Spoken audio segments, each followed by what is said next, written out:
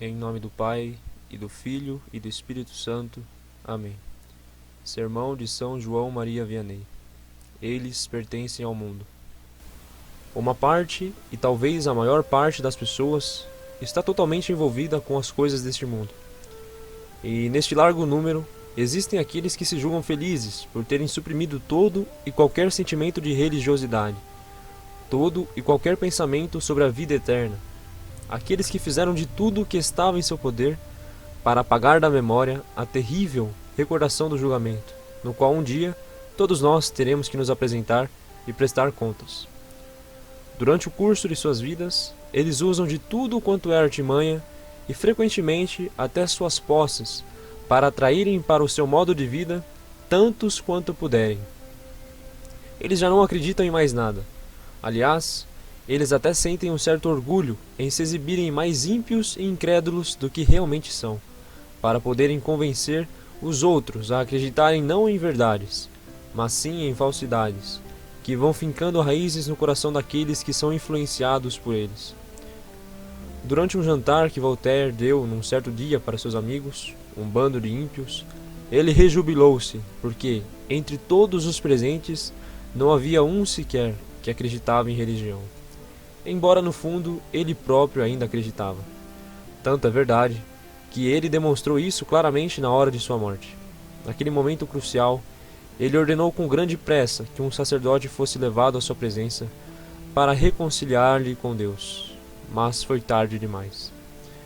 Deus, contra quem ele havia lutado e falado mal com tanta fúria durante toda a sua vida, agiu com ele do mesmo modo como agiu com o Antíoco.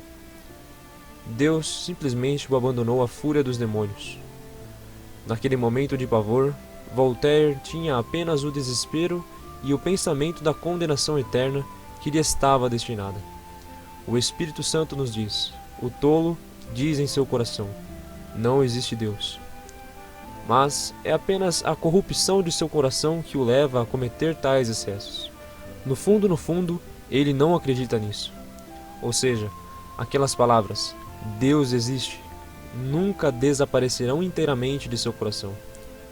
O pior dos pecadores sempre proferirá o nome de Deus, mesmo sem pensar no que está dizendo.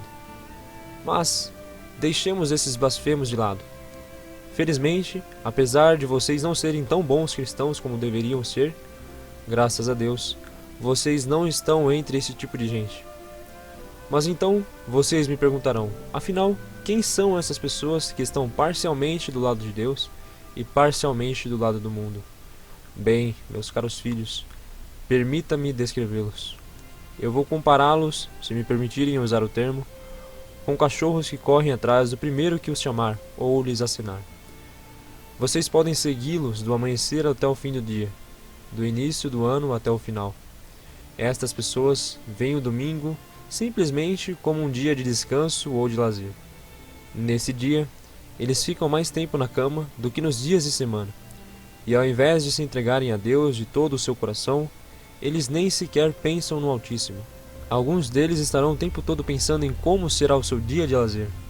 Outros estarão pensando nas pessoas que eles irão encontrar, e ainda outros nas vendas que eles irão fazer, ou no dinheiro que eles esperam gastar ou receber. É com grande dificuldade que essas pessoas fazem o sinal da cruz, e quando fazem de um modo desleixado. Por outro lado, já que elas irão à missa mais tarde, elas simplesmente negligenciam as orações que todos os dias deveriam fazer, dizendo como desculpa: eu terei tempo de sobra para fazê-las antes da missa.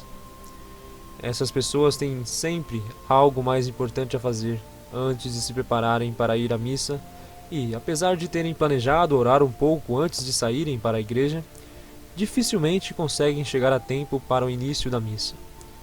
Se encontram um amigo ao longo do caminho, não têm o menor escrúpulo em voltar para casa com o tal amigo e deixarem a missa para outra ocasião.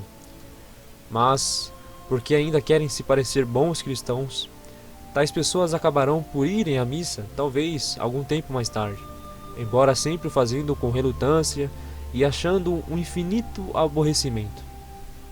Durante a missa, o único pensamento que lhes ocorre é aquele: oh meu Deus, será que essa missa não acaba nunca?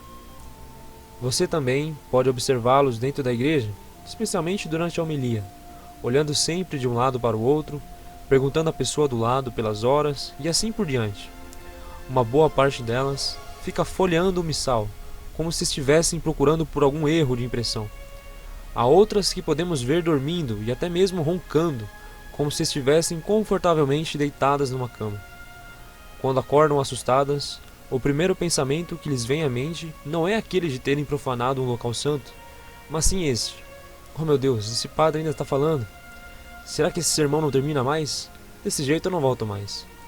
E finalmente, existem também aqueles para quem a palavra de Deus, que tem convertido tantos pecadores, é verdadeiramente nauseante. Eles não têm vergonha de dizer que são obrigados a sair pelo menos por alguns minutos da igreja, para poderem respirar um pouco, caso contrário eles morreriam. Você sempre os verá desinteressados e tristes durante as missas, mas espere para ver quando a celebração terminar. Frequentemente, mesmo antes do sacerdote deixar o altar, eles já estarão com o pé para fora da porta de entrada. Serão sempre os primeiros a abandonar a assembleia e qualquer um perceberá que toda aquela alegria que haviam perdido durante a missa subitamente voltou. Geralmente, essas pessoas sempre estão cansadas, que nunca terão forças para retornarem para qualquer outra atividade durante a noite, vigílias, adoração solene do Santíssimo Sacramento e etc. E se você lhes perguntar por que elas não compareceram, elas simplesmente responderão: ah, você também não quer que eu passe o dia inteiro na igreja, né? Afinal, tem outras coisas para fazer. Para tais pessoas, não existe nada que se aproveite nas homilias, nem no rosário ou nas orações noturnas. Elas veem essas coisas como simples consequências. Se você lhes perguntar o que foi dito durante a homilia, elas sempre responderão: ah, o padre não fez outra coisa senão gritar muito durante o sermão. Foi enjoativo demais, eu não consigo me lembrar de absolutamente nada. Ah, se ele não tivesse sido tão demorado, eu ainda poderia me lembrar de alguma coisa. Tá vendo por que todo mundo não gosta de ir à missa? É porque ela é comprida demais. Pelo menos uma coisa essa pessoa disse certo: todo o mundo. Porque tais pessoas pertencem à classe dos mundanos, embora eles próprios não saibam disso. Mas agora vou tentar fazê-los compreender as coisas um pouquinho melhor, pelo menos se eles quiserem. Mas, sendo eles surdos e cegos como são, é muito difícil fazê-los entender as palavras de vida eterna, ou seu estado tão infeliz. Só para começar, eles nunca fazem o sinal da cruz antes de uma refeição e nem tampouco fazem ação de graças depois das mesmas, e muito menos recitam o Ângelus. Se por acaso ainda observarem esses preceitos, devido à força do hábito ou apenas por costume, eles o farão de um modo tão superficial que qualquer um ficaria decepcionado ao vê-los. As mulheres o farão ao mesmo tempo em que gritam com os demais membros da casa ou chamam as crianças para a mesa. Os homens o farão distraidamente enquanto rodam o chapéu de uma mão para a outra, como se estivessem procurando por algum buraco. O modo como eles pensam em Deus e o modo como se comportam nos levam facilmente a pensar que eles não têm nenhuma fé e que tudo o que fazem, o fazem apenas por brincadeira. Tais pessoas não têm o menor escrúpulo em comprar ou vender nos dias santos e domingos, muito embora saibam que quando não se tem um motivo razoável para isso, é sempre um pecado mortal. Tais pessoas veem todos esses fatos como bobagens. Alguns chegam a frequentar a igreja nos dias santos apenas para recrutarem trabalhadores, e se você disser que o que estão fazendo é errado, elas simplesmente responderão: nós temos que ir aonde as pessoas se reúnem e quando elas podem ser encontradas. Elas também não se importam nem um pouco em pagar suas contas aos domingos. Afinal, durante a semana precisarão de todo o tempo disponível para adiantar seus trabalhos. Você então me dirá: nenhum de nós se preocupa muito com essas coisas. E eu lhes digo: vocês não se preocupam, meu caro povo, porque vocês também são todos mundanos. Vocês querem servir a Deus e ao mesmo tempo satisfazerem aos padrões desse mundo. Vocês percebem, meus filhos, quem são esse tipo de gente? São pessoas que ainda não perderam completamente a fé e que de alguma maneira ainda permanecem ligados ao serviço de Deus. São pessoas que ainda não abandonaram de vez todas as práticas religiosas e que chegam inclusive a achar falta naquelas que não frequentam a igreja de jeito nenhum, mas elas próprias não têm coragem de romper com o mundo para passarem exclusivamente para o lado de Deus. Tais pessoas não desejam ir para a condenação eterna, mas também não querem se meter em situações muito inconvenientes. Elas acham que serão salvas sem ter que fazer muita violência contra si próprias. Elas têm uma ideia de que Deus, sendo tão bom, não criou ninguém para a perdição, e que no final, apesar de tudo, Ele perdoará a tudo e a todos, que no tempo propício todos se voltarão para Deus, que corrigirão suas faltas e abandonarão os seus maus hábitos. No caso de, em algum momento de reflexão, chegarem a dar uma repassada em suas vidas mesquinhas, talvez eles até se lamentem por seus pecados. E algumas vezes pode até ser que chorem por causa deles. Meu filho, quão trágico é a vida daqueles que querem seguir os caminhos deste mundo, sem, no entanto, deixarem de ser filhos de Deus. Vamos um pouquinho mais adiante, e vocês serão capazes de compreender mais claramente e ver com seus próprios olhos o quão estúpido esse estilo de vida pode ser. Num determinado momento, você chegará a ouvir tais pessoas rezando ou fazendo o ato de contrição. Pouco depois, se alguma coisa acontece, do modo contrário ao que elas esperavam, você poderá ouvi-los fazendo imprecações e até mesmo usando o santo nome de Deus em vão. Pela manhã, você talvez os encontre na missa cantando ou louvando a Deus. E no mesmíssimo dia, você poderá ouvi-los espalhando aos quatro ventos as conversas mais escandalosas. Ao entrar na igreja, eles molham as suas mãos na água benta, pedindo a Deus que os purifique dos seus pecados. Um pouquinho mais adiante, estarão usando essas mesmas mãos em atos impuros contra eles próprios ou contra o seu próximo. Os mesmos olhos que pela manhã derramavam lágrimas de emoção ao contemplar Jesus Cristo no Santíssimo Sacramento, durante o resto do dia, se concentrarão em observar as cenas mais imodestas. Ontem, você viu um determinado homem fazendo um ato de caridade ou prestando um serviço ao seu próximo. Hoje, esse mesmo homem dá o melhor de si para atrair o seu vizinho, buscando o seu próprio lucro. Há poucos momentos atrás, aquela mãe desejava todo tipo de bênçãos para os seus filhos, e agora, só porque eles a aborreceram com suas travessuras, ela roga uma verdadeira chuva de praga sobre eles. Diz que desejaria nunca mais vê-los em sua presença, e acaba até os mandando para o diabo. Num dado momento, ela os envia para a missa ou para a confissão.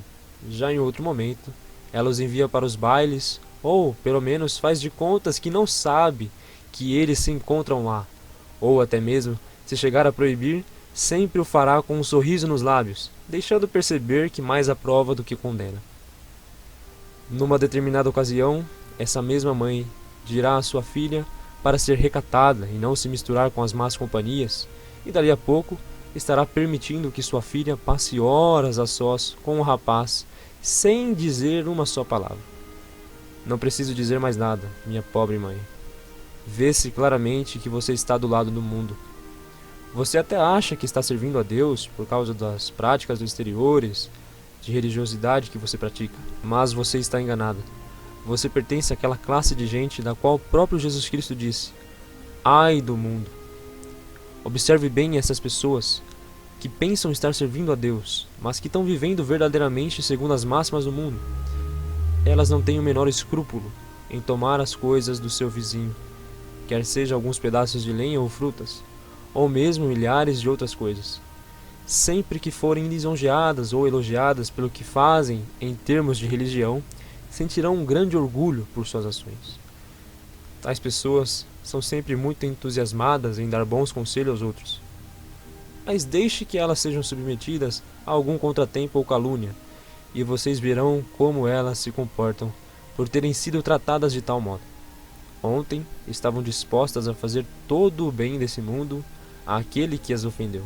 Hoje, mal conseguem tolerar tal pessoa e frequentemente não conseguem sequer vê-la ou falar com ela. Pobres mundanos, quão infelizes vocês são! Sigam em frente com esse modo de vida e vocês não terão nada a ganhar a não ser o inferno. Alguns de vocês até gostariam de frequentar o sacramento da confissão, pelo menos uma vez no ano, mas para isso, primeiramente, teriam que encontrar um confessor daqueles bem condescendentes, Imagine, até gostariam, se isso fosse todo o problema. Suponhamos que encontre um confessor que perceba que suas disposições não são boas, ou seja, falta-lhes o arrependimento e a contrição, e que, portanto, se recuse a dar-lhes a absolvição. Imediatamente se põe a falar mal do confessor, procurando se justificarem a si próprias pelo fato de terem tentado e falhado em obter o sacramento. Com certeza, elas falarão muito mal daquele confessor, apesar de terem pleno conhecimento de seu estado pecaminoso e de saberem muito bem por que o confessor recusou a dar-lhes a absolvição. De todo modo, eles sabem bem que o confessor não pode fazer nada para conceder aquilo que eles querem. Ainda assim, eles não se dão por satisfeitos em sair espalhando suas mentiras. Continuem assim, filhos deste mundo. Continuem nessa rotina. Vocês vão ver um dia aquilo que jamais desejariam ver. Eu sei que vocês gostariam de repartir seus corações em dois, mas não tem jeito, meus amigos. Ou é tudo para Deus, ou é tudo para o mundo. Vocês querem receber com frequência os sacramentos? Muito bem, pois então abram mão das danças, dos cabarés e das diversões pecaminosas. Hoje vocês possuem a graça em grau suficiente para virem até aqui, apresentar-se voluntariamente no tribunal da penitência, ajoelhar-se diante da mesa sagrada e partilhar do pão dos anjos. Daqui a 3 ou 4 semanas, talvez até menos, vocês já serão vistos passando as noites ao lado dos bêbados, e o que é pior, se entregando aos mais horríveis atos de impureza. Pois continuem assim, filhos deste mundo. Logo logo vocês estarão no inferno. Lá eles ensinarão a vocês tudo o que deveriam ter feito para conseguir o céu, que vocês acabaram perdendo inteiramente por sua própria culpa. Ai de vocês, filhos deste mundo. Continuem assim. Sigam o mestre que vocês têm seguido até agora. Muito cedo, vocês perceberão o quão errado vocês foram ao seguir esses caminhos. Se alguém nos trai uma vez, nós logo dizemos: nunca mais voltarei a confiar nele novamente. E com razão. Mas o mundo nos trai continuamente, e mesmo assim continuamos a amá-lo. São João nos adverte em sua primeira epístola: não ameis o mundo, nem as coisas do mundo. Se alguém ama o mundo, não está nele o amor do Pai. Ah, meus caros filhos, se nós tivéssemos a menor ideia do que é o mundo, passaríamos nossas vidas em dar-lhe a Deus. Quando uma pessoa atinge a idade de 15 anos, ela dá adeus aos tempos de sua infância. Ela olha para trás e vê como efêmeras e bobas eram as brincadeiras de criança, como construir castelinhos de areia. Aos 30, a pessoa começa a deixar de lado os prazeres consumistas da juventude leviana. Aquilo que dava tanto prazer nos dias da juventude começa a tornar-se aborrecido. Se formos pensar bem, meus amigos, todos os dias estamos dando adeus a este mundo. Somos como os viajantes que desfrutam da beleza da paisagem apenas enquanto estão viajando. Mais cedo do que esperamos, veremos o tempo que deixamos para trás. E é exatamente a mesma coisa com os prazeres e bem dos quais nos tornamos tão apegados. Chegará o dia em que a eternidade jogará todas essas coisas no profundo abismo. E então, meus caros irmãos, o mundo desaparecerá para sempre dos nossos olhos e reconheceremos a nossa loucura em termos sido tão apegados a ele. E a respeito de tudo o que nos foi dito sobre o pecado, só então veremos que era tudo verdade. Coitado daquele que tiver vivido somente para o mundo, aquele que não buscou outra coisa senão o mundo em tudo aquilo que fez.